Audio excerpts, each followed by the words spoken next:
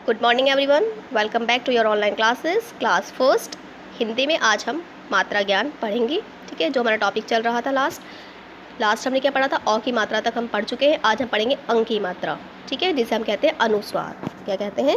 अनुस्वार। और ये किसी भी शब्द के ऊपर एक बिंदी जो होती है छोटी सी, वो लगती है। ठीक है, जैसे देखिए उदाहरण दे रखा है आपको। सबसे पहले ही यहाँ पर ये शब्द दिया हुआ है ना। का के ऊपर अंग की बिंदी है। फिर है चानाचन।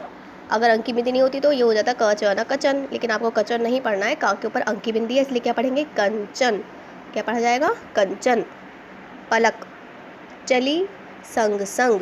कंचन पलक चली संग संग। होली के हाथों में रंग। रा के ऊपर भी अंक की बिंदी है तो क्या पढ़ा जाएगा? रंग।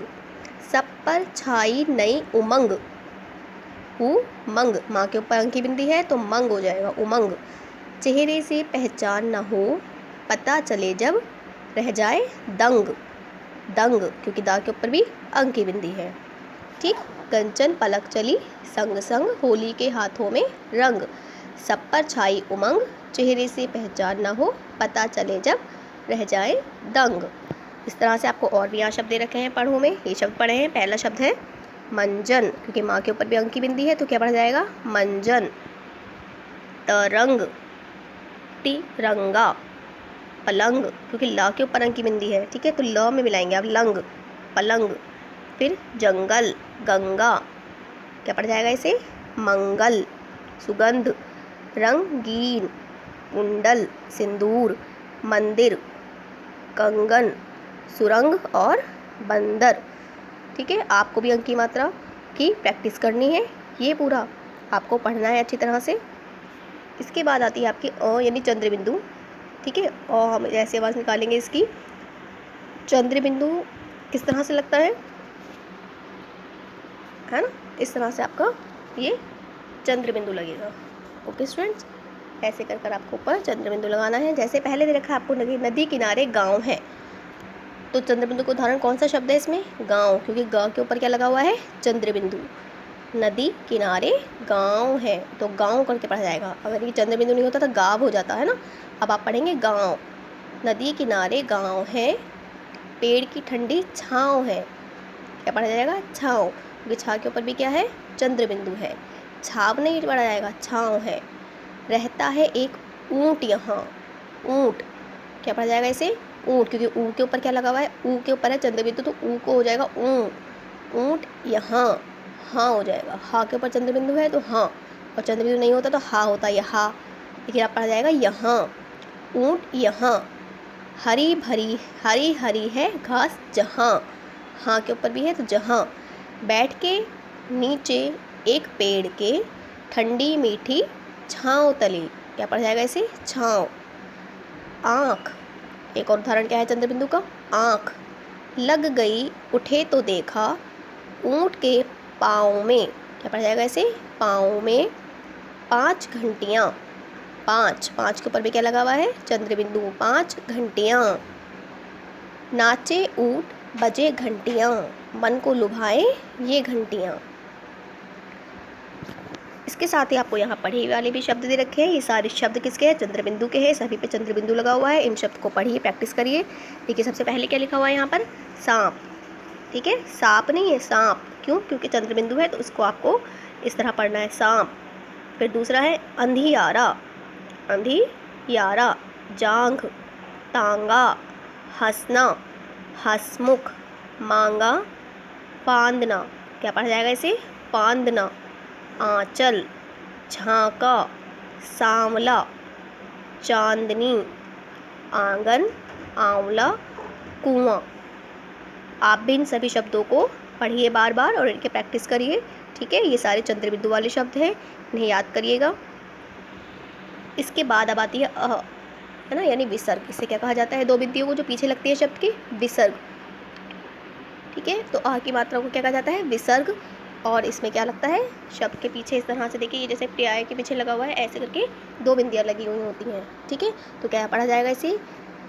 क्योंकि पा में रा की मात्रा है, रा पदेन की, तो प्रा पढ़ा जाएगा। प्रायः। इसकी ना आखिरी में जो आवाज़ होगी ना, थोड़ी ह वाली साउंड होगी। ठीक है, प्रायः। प्रातः। ठीक है, प्रातः। सुहानी होती। मंत्रों की आवाज़ गूंजती।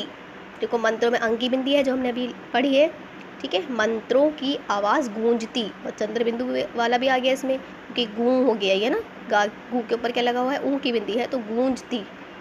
ओम नमः नमः, तो नमः नमः भी हो गया। फिर पुनः पुनः, तो पुनः पुनः, हा की साउंड निकालनी है अपने विसर्ग जहाँ पे भी लगा होगा तो आखिर में थोड़ी सी आप कैसे आवाज़ निकालोगे, ह की।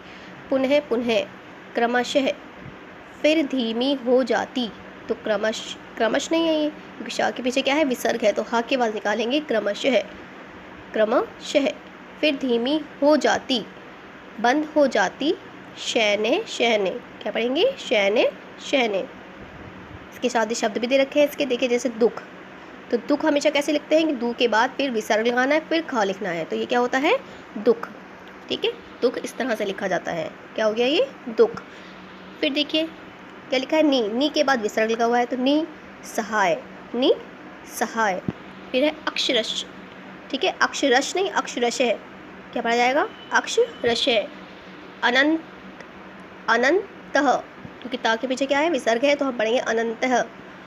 निसंकोच, निसंकोच। फलतः, क्या पढ़ा जाएगा, फलत नहीं फलतः, क्योंकि त के बाद क्या लगा हुआ है, विसर्ग, तो इसे पढ़ेंगे फलतः। अंतः, सबसे पहले क्या है यहाँ पर, अंतः। फिर है करण, करण, करण आप अलग से पढ़ेंगे, अंतः जो है उसके पीछे क्या लगा हुआ है, विसर्ग, अंतः करण। फिर है संभवतः, संभवत नहीं संभवतः, अतः, ठीक है। बहुत ध्यान से आप इन सबको प्रैक्टिस करिए, इनकी बार बार रीडिंग कीजिए ताकि आपके ये बिल्कुल पक्के हो जाए और आपको पढ़ना आ जाए ठीक से ये मात्राएं।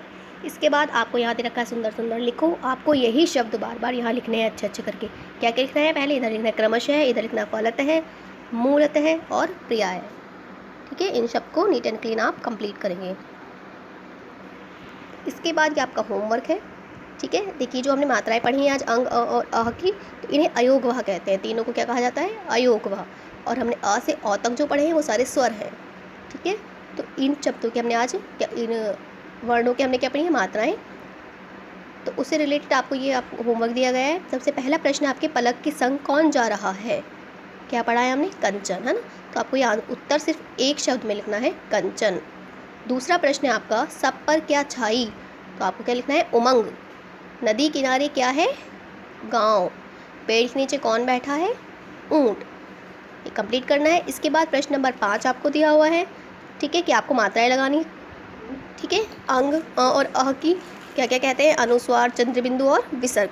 ये आपको सही जगह पर लगाना है, जितने भी शब्द रखे हैं कौन से शब्द पर आपको कौन सी मात्रा लगानी है, ठीक है। विसर्ग लगाना है, अनुस्वार लगाना है या फिर आपको चंद्रबिंदु लगाना है, ठीक है। पहले आप ये रीडिंग करिए उन चैप्टर्स की जो हमने अभी पढ़े हैं इससे पहले पेजेस, उनकी रीडिंग करिए, उन्हें समझिए, फिर उसके बाद यहाँ पर ये शब्द सारे पूरे करेंगे, ओके। और ये होमवर्क अपना कंप्लीट कर मुझे टाइम से सेंड करेंगे। Thank you, have a good day.